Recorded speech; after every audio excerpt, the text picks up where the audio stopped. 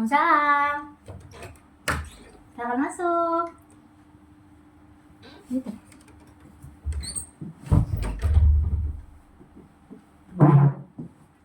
Oke. Kakaknya tadi kesini naik apa? Honda. Naik Honda. Dibonceng atau? Bawa sendiri. Oh, bawa sendiri. Oke. Jadi boleh kita perkenalan dahulu, kakak? Perkenalkan, nama saya Amatullah Nadia Indonesia. Kuliahnya di Universitas Syah Kuala, jurusan Bahasa Indonesia. Oh, kakak kuliah. Semester berapa, kak? Semester 6. Semester 6. Saya boleh manggilnya apa ini? Panggil Danisha aja. Panggil Danisha ya. Oh, oke. Jadi Kak Danisha kayaknya harus baru siap kuliah ya? Enggak, dari rumah. Oh, dari rumah. Tadi nggak kuliah. Enggak, hari ini nggak kuliah. Kenapa nggak kuliah hari ini? Dari mata gue ya cuma dari Senin sampai hari Kamis. Oh, kuliahnya cuma hari Senin sampai Kamis saja. Karena udah semester 6. Oh iya, karena udah mau akhir kak ya. Udah mulai nyusun belum kak? Udah. Keren banget. Oke, jadi kakak sebelumnya datang ke sini nih udah tahu konseling itu apa? Udah tahu konseling itu apa? Oh, udah tahu. Udah pernah ngelakuin sesi konseling? Belum. Oh, belum pernah ya. Oke, jadi konseling itu kak, saya perkenalan diri dulu ya. Kok saya nggak perkenalan diri? Nama saya Sosan Putri Fatihah. Saya di sini sebagai konselor yang akan membantu persoalan kakak hari ini. Saya jadi sebagai konselornya nih, kakak. Persoalan kakak nanti akan saya bantu untuk menemukan solusinya. Tapi perlu kakak ingat, saya di sini bukan yang akhirnya memutuskan. Maaf, persoalan kakak itu akan bagaimana akhirnya itu nanti di kakak sendiri. Kakak yang akan memutuskan seperti apa penyelesaian dari persoalan kakak. Saya cuma bantu menemukan solusi aja gitu. Bisa dipahami nggak? Bisa. Oke. Dan di sini kita ada kerahasiaan yang dimana kerahasiaan kakak akan terjaga. Saya nggak akan membongkar persoalan yang kakak ceritakan atau apapun yang mau kakak diskusikan kepada orang lain. Di sini kita ada yang namanya azas kerahasiaan. Jadi kakak nggak perlu khawatir, ceritakan aja semuanya. Saya nggak akan menyebar kemanapun mengenai persoalan yang akan kakak bahas. Saya akan menjaga, akan saya keep gitu. Saya nggak akan bawa kemana-mana, nggak akan bawa ke teman-teman atau pokoknya kakak nggak usah khawatir karena memang di sini ada kerahasiaan. Dan kakak ceritakan semuanya seterbuka mungkin, seluas, sepuas kakak yang mau kakak ceritakan, yang mau kakak bagi tuh ceritakan aja dengan kesukarelaan kakak. Saya nggak akan maksa kakak untuk bercerita sesuai dengan keinginan kakak. Gitu. Gimana kak? Oke. Ada yang mau ditanyakan nggak? Ada yang bingung nggak kira-kira? Nggak ada ya? Jadi gimana kakak? Ada yang mau diceritakan atau ada yang mau dibagi hari ini?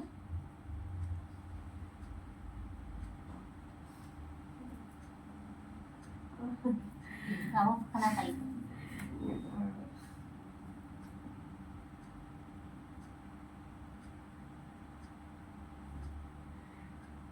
Apa yang mau kakak sampaikan hari ini atau ada sesuatu yang mau kakak ceritakan gitu?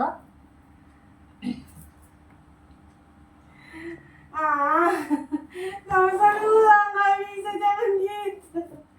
Kayak mancing orang nangis dosa. Iya nggak apa-apa, serius nggak apa-apa. Oke. Kenapa itu? Kenapa? Ayo. Ya kan kami baru kehilangan Ulka. Dia di tahun 34 kalau nggak salah. Tapi semenjak Umi ada tuh aku ngerasa aku yang salah. Sampai sekarang aku mikirnya ya salah aku deh. Salam, siapa? Kenapa bang? Oh, oke. Ini saya tutup dulu ya. Boleh.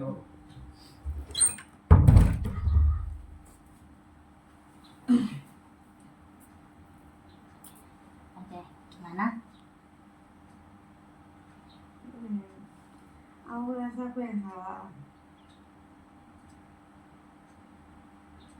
Oh ya, karena kan kayak pas malam takbiran tuh aku kayak pengen nyeletuk gitu ke mama aku capek, aku pengen pulang, aku pengen lebaran di rumah.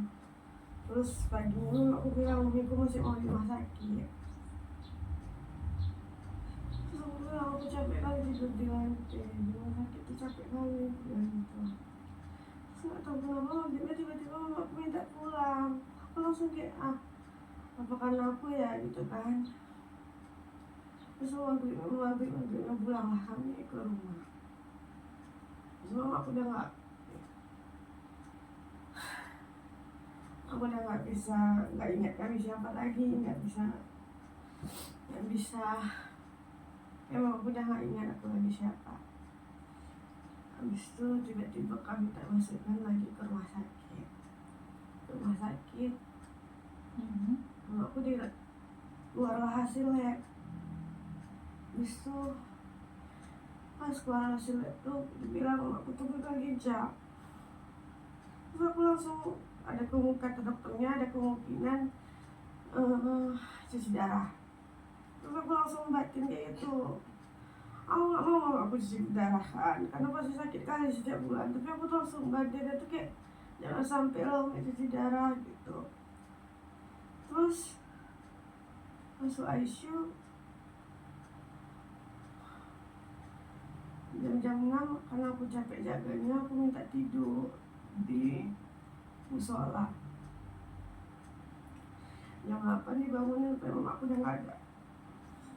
Terus aku mikir, karena aku ya, karena aku bilang aku jangan sampai cuci darah. Terus betulan nggak cuci darah jadinya, tapi kayak gitu. Habis itu aku kan titik mamaku sama omku. Kayaknya omku nggak ada di kamar tuh. Jadi aku ngerasa gara-gara aku mamaku yang bisa nafas terakhirnya tuh nggak ada orang di sampingnya. Jadi ya semua karena aku.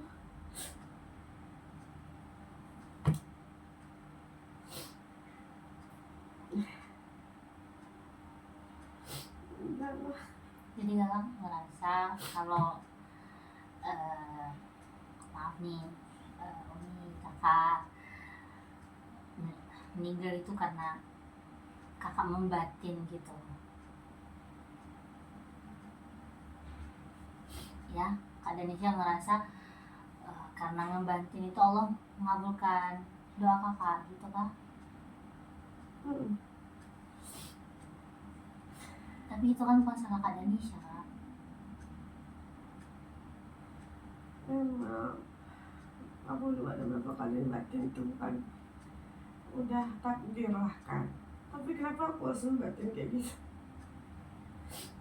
Kayak mama aku pun capek, kan mama aku pernah bilang mama aku udah capek kali ngerepotin orang, berharap sama orang tuh bantu dia ya, entahlah nggak tahu.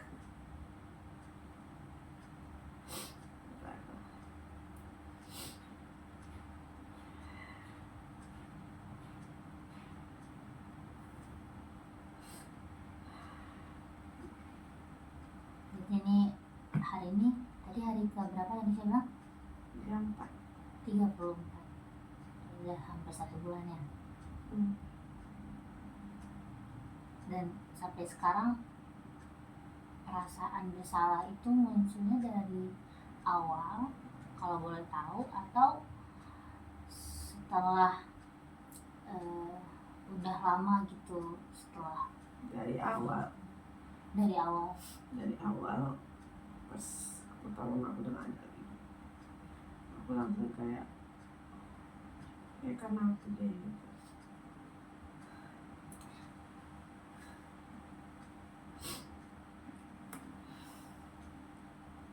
Keluarga yang lain gimana Danisha? Kayak Danisha, Abi masih ada kan? Abi gimana saat itu? Kayak kalau dia terpukul lah semuanya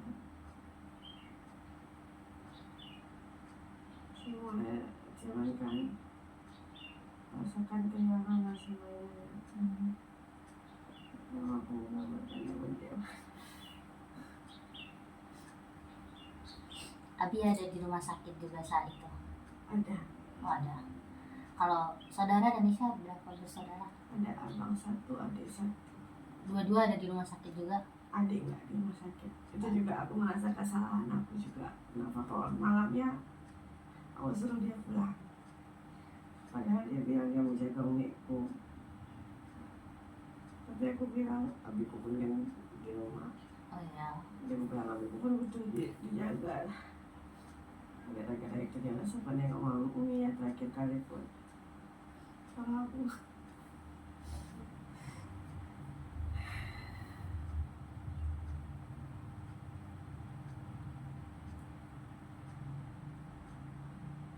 Sampai kalau dari awal berarti sampai sekarang Danisha masih menyalahkan diri sendiri.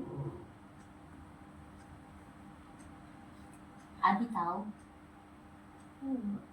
Abi nggak tahu pasal ini. Abang? karena aku tergolong orang yang nggak suka cerita ke Abi, suka kan selama ini semua masalah aku ceritain ke Umi kan. Kalau ke abang juga nggak dekat. Kalau ke adik kan nggak mungkin kan. Nah, tisu.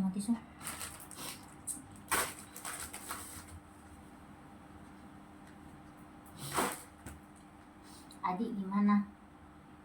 Tahu kabar Umi saat itu dah gak ada lagi? Dia kan tahunya dari saudara Abi. Pas dia telepon kami dan bisa yang lagi di rumah sakit, dia bilang, Kak Wani, dia salahin aku kan, Kak Wani kenapa suruh adik pulang, kayak gitu. Kalau dia mau jaga Umi, dia mau Umi gitu. Aku langsung lihat, ya Allah, langsung minta maaf sama dia.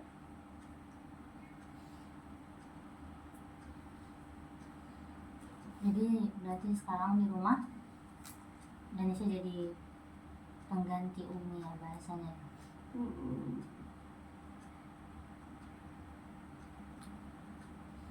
Tapi kalau biasa nih misalnya Danisha lagi sendiri gitu, memang jadi merutuki diri sendiri kah? Atau Danisha lebih banyak melamun kah?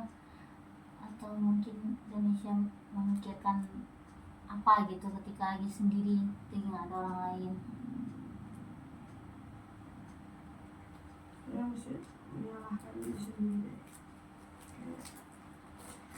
Coba kalau nggak kayak gini gitu. Coba kalau nggak aku tinggalkan mama aku, terus mama aku nggak sendiri. Coba kalau aku nggak kebatin, pasti alurnya kadang beda. Danisha kan sebenarnya pengennya tuh biar Umi gak sakit gitu ya.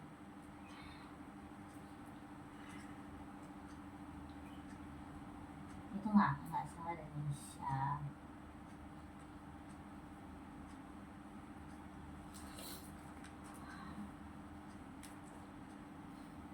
Jadi kalau misalnya muncul perasaan menyalahkan diri sendiri itu apa yang biasanya Danisha lakuin?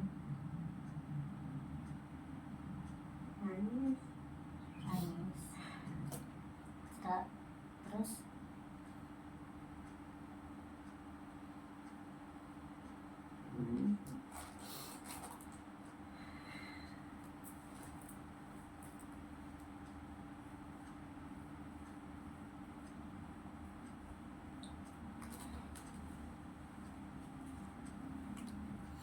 apa yang berat menurut Danisha setelah Umi gak ada lagi?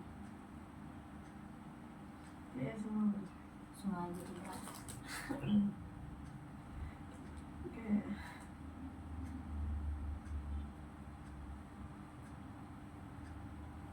aku udah nggak berharap hidup lama lagi. Aku udah sampai kamu. Soalnya aku pikir bakalan baik-baik aja kan.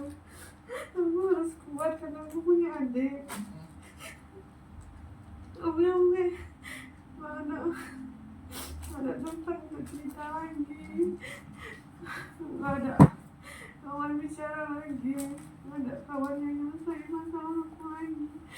Kalau dibilang kan Aku punya kawan, aku punya sahabat sendiri. Cuman kayak manapun kan orang tuh punya dunia mereka sendiri. Gak mungkin aku datang nambah beban di dunia mereka. Dia langsung kayak Allah, kamu nih. Aku selalu menyia-nyiakan kesempatan untuk bercerita, cerita ngobrol sama mamaku.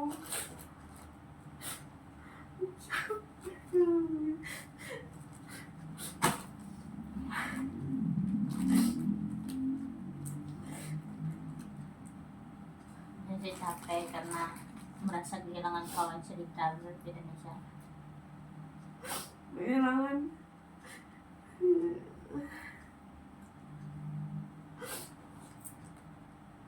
kehilangan tempat bersandar kalian. Karena kalau sama itu apapun bakalan kuceritakan. Terus sekarang akhir-akhir ini kayak pengen nelpon Umi, baru teringat Umi tadi dia nggak ada lagi. Nanti kayak waktu masih di Banda pas belum pulang kemarin, berapa kali aku nggak angkat telepon Umi kan lagi kuliah, lagi apa. Jadi aku merasa kenapa nggak nyempatin waktu. Kadang mamaku butuh kawan, apalagi pas periksa CCTV terakhir kali, mamaku tuh emang betul-betul nampak kali kesepiannya.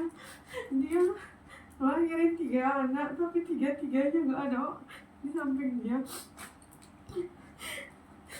Aku sendiri, bahkan bayar orang untuk bantu dia, padahal dia punya anak. Yang mana kan?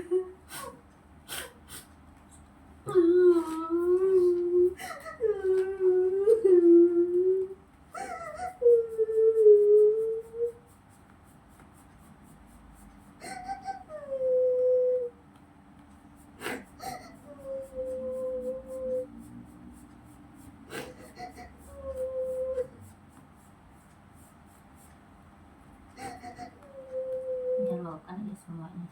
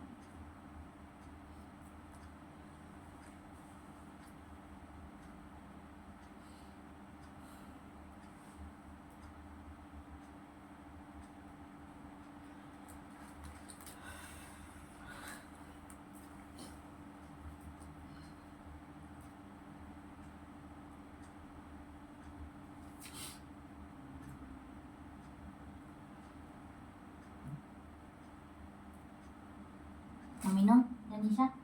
Udah.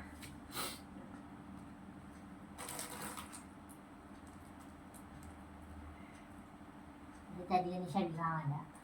Danisha dulu kawan ceritanya sama Umi. Tapi Danisha punya teman dekat kan?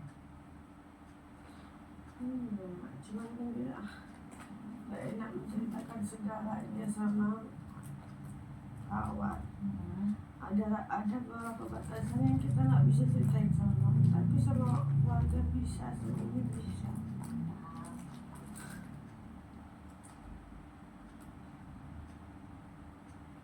Berarti Danisha sendiri nggak terbuka gitu sama teman dekatnya ya? Susah. Susah.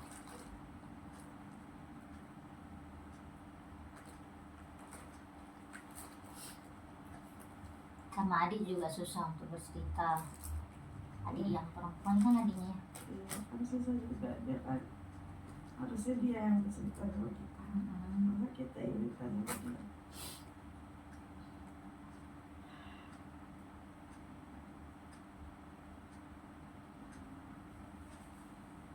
Ke Abi tadi gak berani kalau cerita apapun, terbuka gitu ke Abi. Apa yang membuat Denisha akhirnya memutuskan untuk tidak terbuka sama Abi? Nggak tahu. Emang itu nggak pernah cerita banyak sama dia.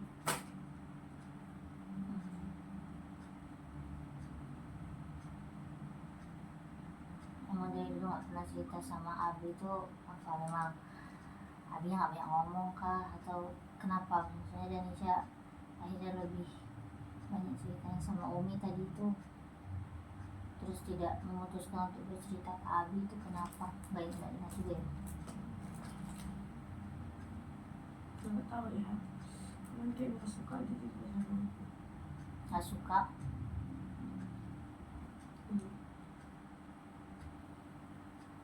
Pernah coba?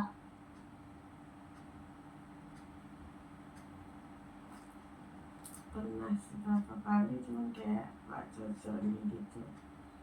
Udah, kalau cerita sama Umi cuman bisa aja kan netral, nggak ada memojokkan apa. Tapi kadang kalau sama dia terlalu kadang terlalu memojokkan gitu, nggak suka.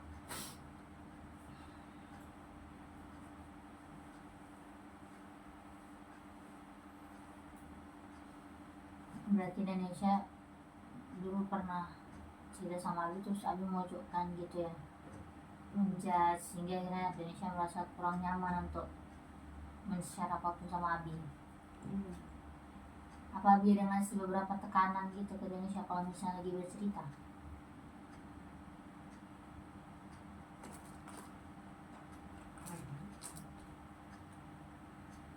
Nggak tahu ya. Nyaman aja. Nyaman aja. Kalau saudara yang lain kayak abang tadi sama adik, mereka bisa bercerita sama Abi? Enggak juga.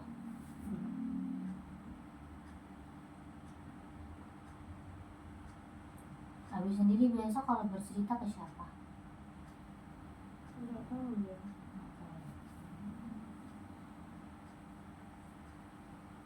Sama Umi gitu nggak? Kalau Abi enggak juga ya? Emang tipikal tidak suka bercerita ya?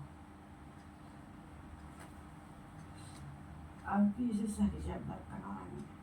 Kalau dia suka cerita, dia suka cerita tetangga. Tapi kadang bukan masalah.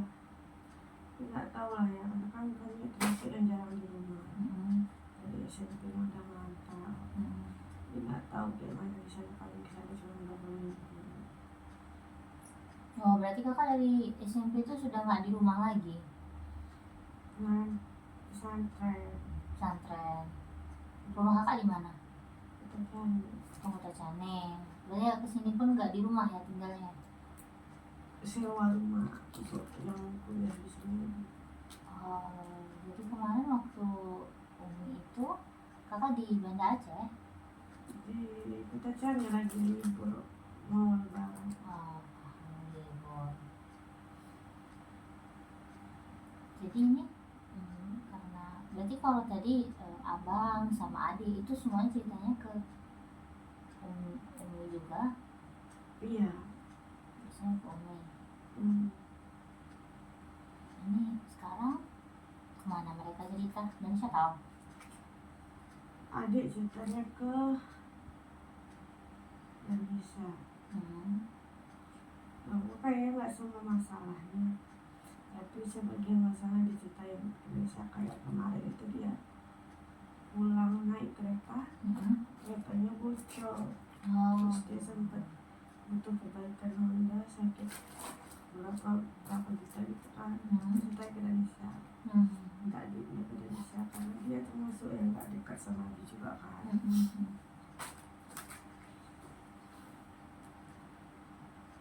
Kalau Abi sendiri nggak ada bercerita ke Indonesia juga? Kalau Abi emang kadang cerita, suka ceritanya ke Denisa tuh kayak misalnya nih, kayak mana perkembangan adik di sekolah, kayak mana bangun, terus ceritanya ke Denisa. Ini kayak lagi ngurus kuburan Umi, ceritanya ke Denisa. Ini kayak mana kan kuburannya, aku Yasin tuh ke Denisa. Oh lagi ngurus buku Yasin Indonesia ya. Oke. Berarti Indonesia juga setelah tadi maaf Umi udah ini Indonesia akhirnya semua yang awalnya sama Umi itu jatuhnya ke Indonesia gitu ya, kayak sebelumnya tadi abang sama adik kawan ceritanya ke Umi, terus sekarang jadinya ke Indonesia. Abi juga apapun diceritainnya mungkin dulu ke Umi, sekarang ke Indonesia gitu ya. Di Indonesia berarti seakan-akan menggantikan posisi Umi gitu. Berat Indonesia. Berat, cuman gimana lagi? Indonesia merasa tidak punya orang yang bisa mendengar cerita Indonesia sekarang gitu ya. Tapi kenapa Indonesia nggak coba ceritakan semuanya ke teman dekat Indonesia? Memang tadi Indonesia bilang itu ya, teman-temannya tuh pasti punya dunia sendiri. Tapi coba ceritakan aja. Maksudnya berarti Indonesia ada hal-hal yang Indonesia pendam gitu sendiri tanpa diberitahu ke teman dekatnya kan? Udah coba nggak ceritakan? Kenapa memutuskan begitu? Karena kadang kita kan nggak tahu kan. Ini misalnya kayak Denisa lagi ada problem juga di keluarga, terus saya nggak tahu itu termasuk aib keluarga, termasuk apa. Cuman Denisa kayak nggak jadi Denisa. Kan kalau kita sama kawan kan takut buka aib keluarga sendiri. Tapi kalau nggak kepengennya kan cerita. Cuman aku mau buka aib tadi lah kan. Itu aja. Indonesia berarti menjaga aib keluarga gitu ya. Jadi Indonesia takut menceritakannya ke teman dekat Indonesia. Berarti Indonesia belum percaya sama teman dekatnya, atau memang karena itu masalah keluarga jadi Indonesia nggak mau ceritakan. Kayaknya nggak enak juga menceritakan semuanya sama orang. Kayak tadi dia kan juga punya masalah sendiri. Kenapa harus kita tambah dengan masalah kita? Jadi aku mikirnya tuh masalah aku tanggung sendiri. Gak ada fungsinya.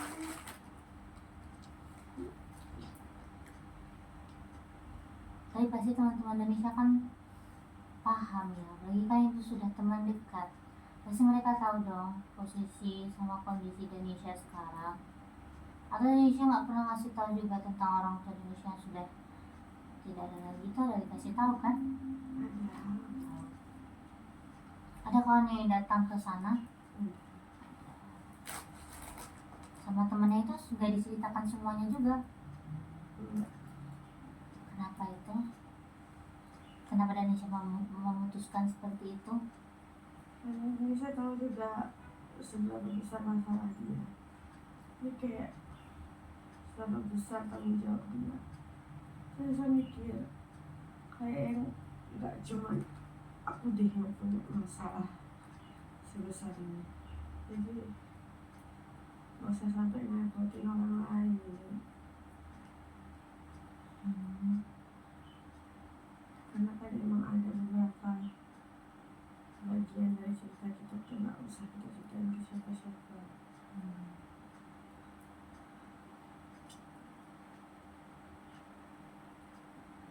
Tapi sekarang Indonesia butuh pertolongan kan?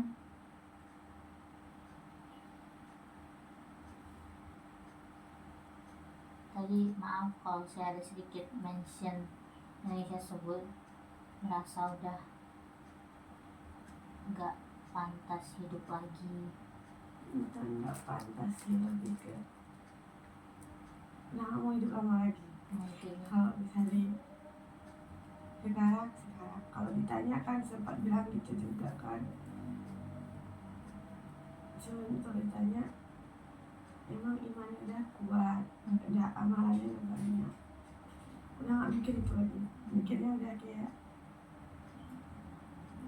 udah capek, kayak enak kayak dari Umi. Udah capek udah istirahatnya betul-betul istirahat total, bukannya istirahat sebentar bangun lagi sadarnya masih gitu lagi, sadarnya gitu. Indonesia, tapi Umi kalau tahu Indonesia mikir gitu, kira-kira Umi sedih nggak?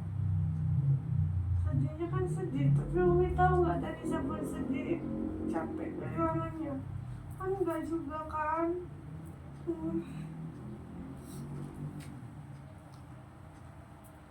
Umi aja pergi,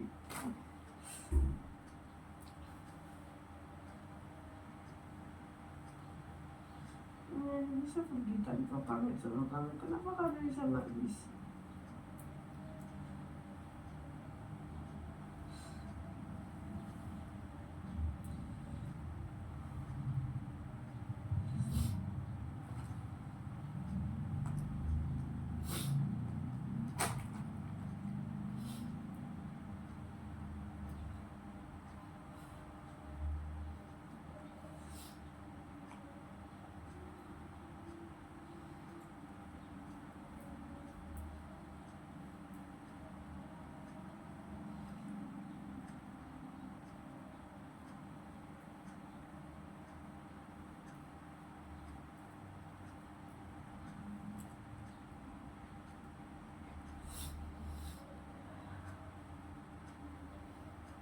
Jadi biasanya kalau Indonesia sendiri, terpikir Umi tuh yang terpikir sama Indonesia tuh merasa bersalah.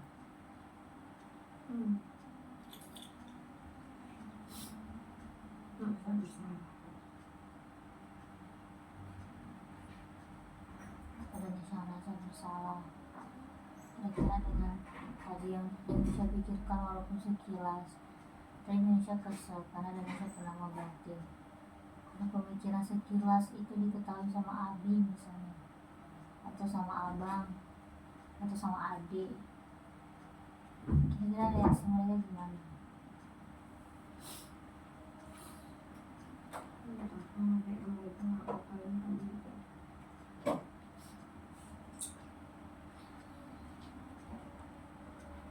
Kalau nih, coba dipikirkan, semisal mereka tahu. Nggak ada kalau, emang nggak akan pernah tahu juga kan. Karena nggak bisa rasanya.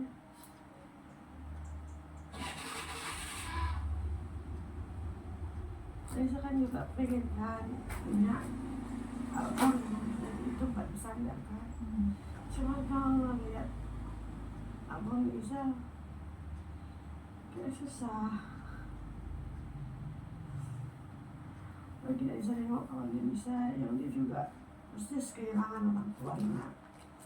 Dia punya abang tapi dia abangnya lah yang selalu ngawalin dia kemana-mana, selalu meringankan beban dia lah mungkin ya.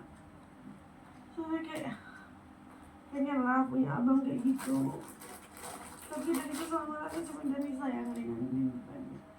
Karena dari saya pun capek, cuman dari saya merasa itu tanggung jawab. Dan saya juga abang tadi, karena kan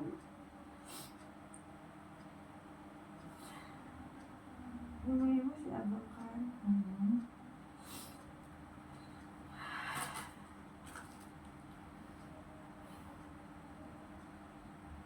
Tapi abang tuh kalau misalnya Indonesia bercerita, mau didengarkan.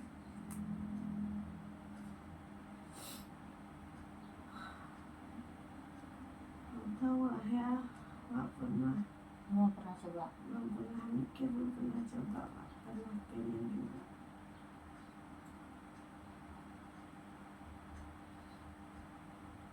Danisha nggak bisa mendam semuanya sendiri.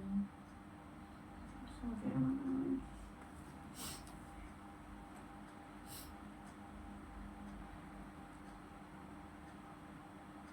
Gak ada keluarga Danisha yang Danisha percayai untuk semua hal Danisha ceritakan gitu,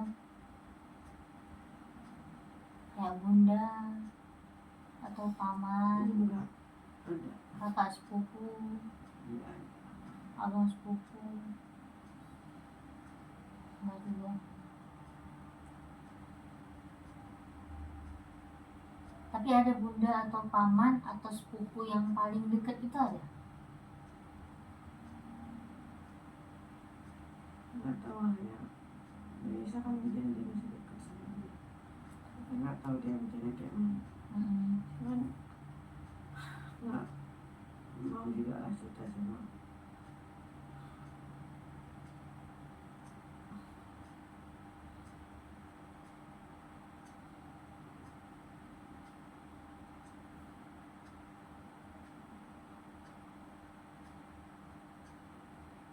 Tadi masalah keluarga yang Danisha sempat sebut itu membuat Danisha merasa tertekan juga nggak akhir-akhir ini? Masalah keluarga memang yang lagi di Danisha di Banda Aceh nih, karena tadi dibilangnya rumah, atau keluarga Danisha yang di kampung? Dua-dua. Lagi ada masalah di dua-dua tempat. Mungkin mereka hanya menganggap celutukan biasa ya. Tapi dari saya anggap itu nggak layak dijadiin candaan, apalagi waktu itu Umi belum genap sebulan pergi.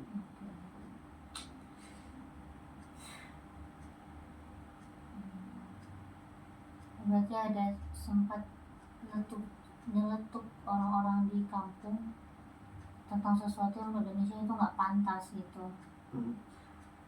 Dan Abi juga mengadili. Jadi dari sana langsung kayak, oh ini Abi ini apa, udah nggak merasa berduka lagi atau kayak mana ya gitu kan. Kok bisa candaannya seperti itu.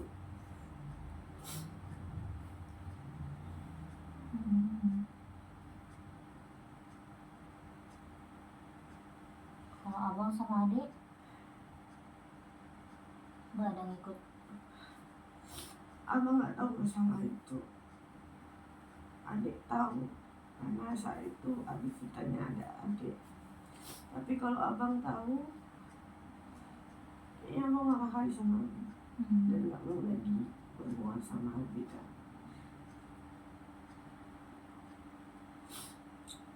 Karena abang termasuk orang yang sayang kali sama Umi, tapi nggak tahu ya. Dia yang lihat Umi kayak mana dari kecil kan.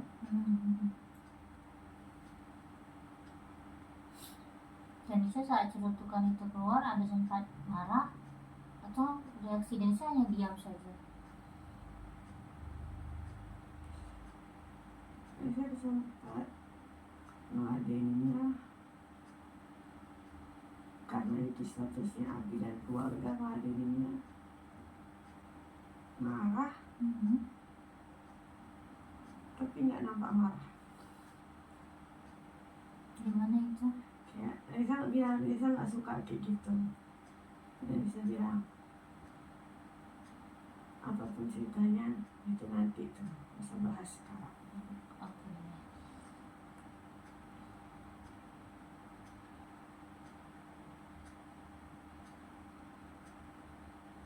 Adik responnya gimana kalau ada yang dengar?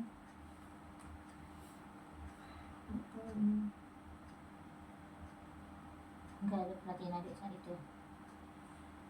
Iya. Sempat bilang kayak tadi saya dulu, dia nggak suka. Dia bilang nggak tahu lah ya.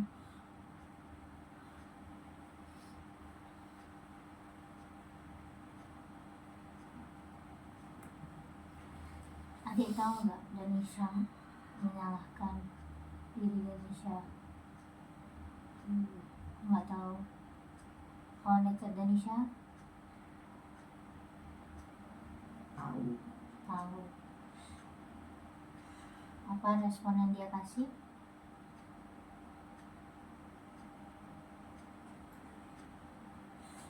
Oh ya, kemarin pas pertama kali sampai Banda itu kan terasa pahitnya kehilangannya.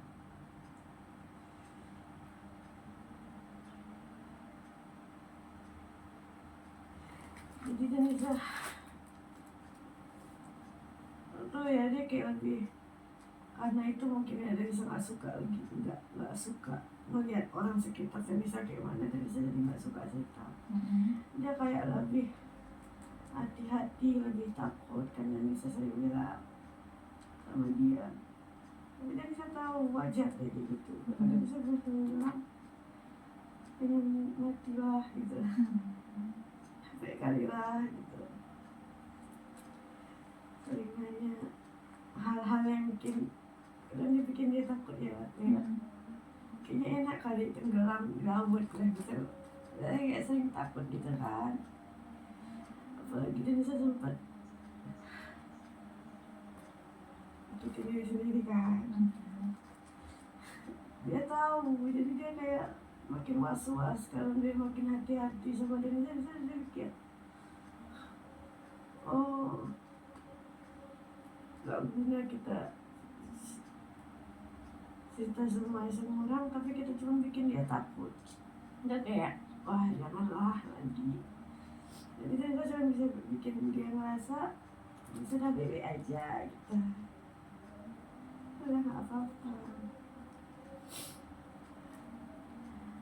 Indonesia kan gak selamanya bisa bergantung sama orang. Indonesia kan cuma bisa jalani hidup Indonesia kan sendiri, bisa selamanya bergantung sama orang. Danisha yakin hidup Danisha sendiri. Ya kan yang punya hidup Indonesia sendiri, mereka kan juga punya hidup mereka sendiri.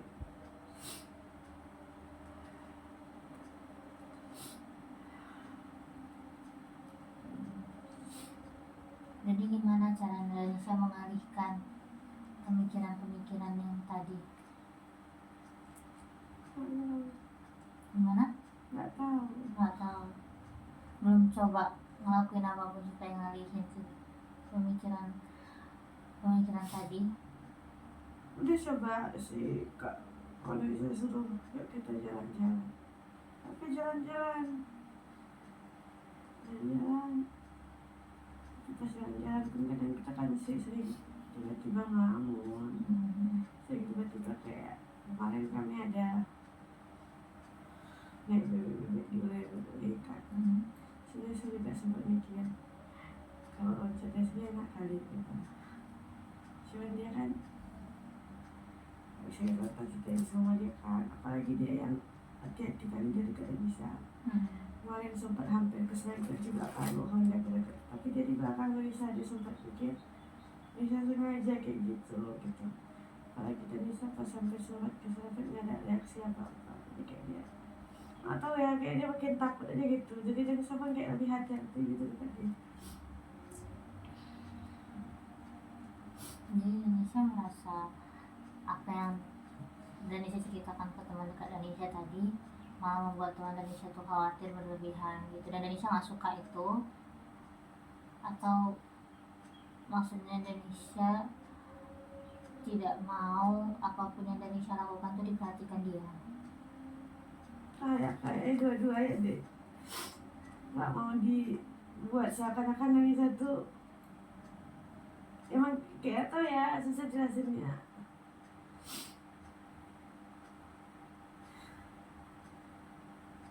Coba Danisha sekarang keluarkan apapun yang lagi ada di kepala Danisha. Nggak apa-apa, keluarkan aja. Nggak bisa tuh kenapa? Nggak tahu. Danisha kalau emang cerita sama orang siapapun itu pasti bakalan ada pembatasan. Oh ini nggak bisa diceritain kayak cerita yang lain.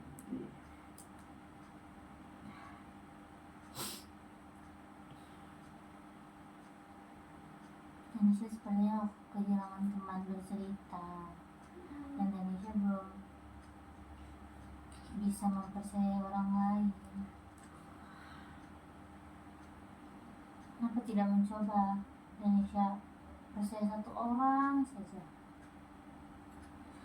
Aku ya, maka nggak tahu tetap kembali ke sana tadi. Saya selalu merasa apa yang mau supaya itu sakiti ya. Kadang dia untuk dia pun kan berat. Apalagi dia pun kan punya keluarga yang dari saya pun tahu kayak mana. Punya tanggung jawab yang dari saya pun tahu kayak mana. Gak mungkin dengan banyak tanggung jawab dan dia bisa tambah dari saya tanggung jawab dia. Kan kayak nggak layak gitu.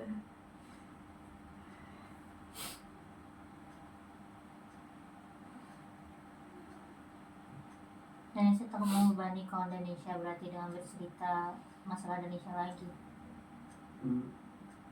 Gimana kalau sebenarnya dia nggak merasa terbebani? Kayaknya kalau dibilang emang dia nggak merasa terbebani, tapi kan kita sadar diri, tahu diri gitu loh.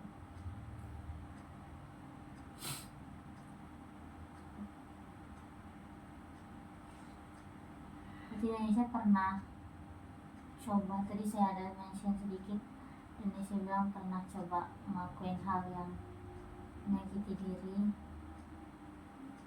Pasal Indonesia nyakiti diri Indonesia tuh masalahnya selesai. Masalahnya nggak selesai, tapi tenangnya dapat.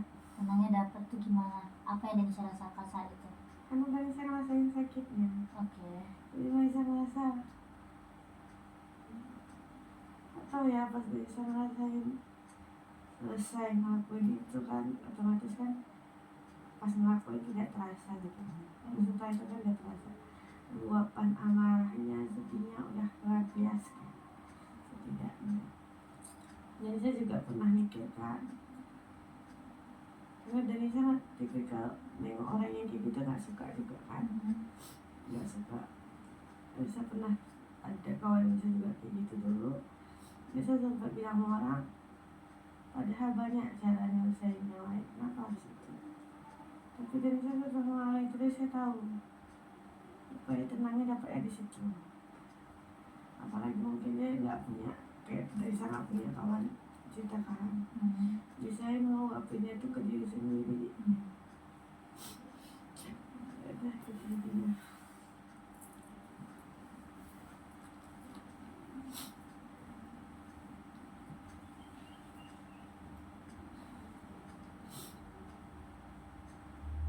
Indonesia sempat nggak suka ngeliat orang gitu. Dan Indonesia kita coba ternyata Indonesia paham gitu akhirnya kenapa orang itu ngelakuin itu. Tapi menurut Indonesia setelah itu, setelah sakitnya hilang, apa masih lega? Masih tenang? Kalau tenang sampai tenangnya tenang, tapi kan dia nggak, sifatnya kan kita cuma butuh tenang, cuma butuh waktu tenang kan. Itu buat kita tenang walaupun nggak lama. Tapi itu sempat membuat kita kayak udah lega lampiasin apa yang mau kita lampiasin, walaupun nggak buat kata-kata, tapi kan kita bisa ngelakuin tindakan yang biasa sebenarnya. Walaupun nanti sempat kita tiba-tiba kepikiran lagi. Berarti leganya nggak lama kan? Tapi kan ada, daripada tidak ada sama sekali, hancur hati dong. Coba diganti, jangan menyakiti diri sendiri. Udah coba ikut kegiatan yang bisa menyibukkan diri nggak? Udah, tapi nggak tahu ikut. Karena efek itu ya, bisa makin nggak suka sama orang, maksudnya tuh nggak suka keramaian, nggak suka apa, karena dia bisa jadi mikir bisa nggak boleh nampak lemah kan. Bisa nggak boleh saya pergi, misalnya kalau pergi ke kampus kan kita nggak bisa di kampus tuh tiba-tiba nangis, tiba-tiba apa, orang di sekitar kita jadi hati-hati juga kan. Dan sama aja dengan pura-pura tadi tuh ngapain, nggak ada gunanya kan. Tapi sama kan posisinya, dia juga hilang sebentar kan. Nggak hilang. Jadi Aku cuma ngerasa aku tuh kayak, oh aku harus di sini, aku harus menyesuaikan kondisiku di sini. Kepalaku jalan kayak biasa, pikiran entah kemana, tapi aku harus pura-pura nyambung sama pembicaraan orang, kan malah lagi capek. Aku sekarang nggak, atau makin nggak suka aja gitu. bukan dia begitu nggak suka. Enggak, lebih ke nggak suka berada di untuk orang yang banyak yang bikin kita terus makin banyak pura-pura buat itu, nggak suka. Beda kan. Kalau kita saya pun juga nggak suka dengan orang yang kita cuma kayak mana, apa itu perbedaannya. Ya nggak mungkin misalnya ikut acara organisasi itu acara, tapi Danisa harus tiba-tiba nangis di situ, tiba-tiba marah-marah di situ, kan nggak mungkin kan. Yang pasti kita harus berbaur ke acara itu, ikutin acara tuh. Kalau orang ketawa kita harus ikut ketawa kan gitu. Jadi nggak gunanya. Tapi tadi kalau nyakitin diri juga nangis, sakit. Tapi kita Tapi bisa lega. ngapainnya kan. Iya benar. Gak lama kan? Ya nggak lama, tapi setidaknya bisa kan.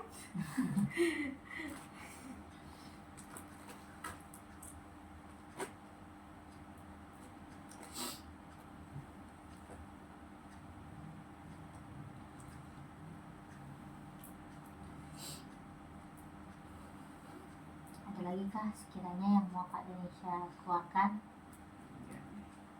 Ada.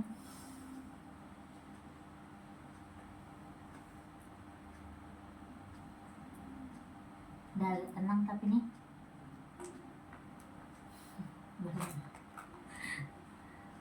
Tadi soalnya Kak Denisha bilang gak punya teman cerita. Ceritakan di sini. Saya akan mendengarkan. Enggak, seperti ini aja.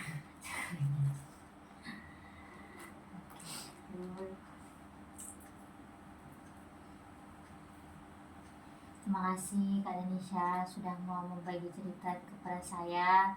Saya sangat berterima kasih sudah berani, sudah sampai ke posisi ini, sudah sampai ke tahap ini. Saya sangat bangga dengan pencapaian Kak Denisha yang sudah bertahan selama ini. Saya mau coba terima kasih banyak sekali untuk Kak Denisha yang sudah menguatkan diri untuk datang ke sini. Nanti untuk sesi selanjutnya insya Allah kita akan lanjutkan lagi untuk pembahasan mengenai Kak Denisha. Ketika Kak Denisha sudah siap untuk bercerita, saya akan ada di sini. Kak Denisha nggak perlu khawatir, ceritakan apa saja seperti yang tadi saya bilang. Kita ada sistem kerahasiaan yang dimana cerita Kak Denisha saya jamin nggak akan keluar kemanapun. Oke. Terima kasih banyak Kak Denisha. Kak Denisha kuat.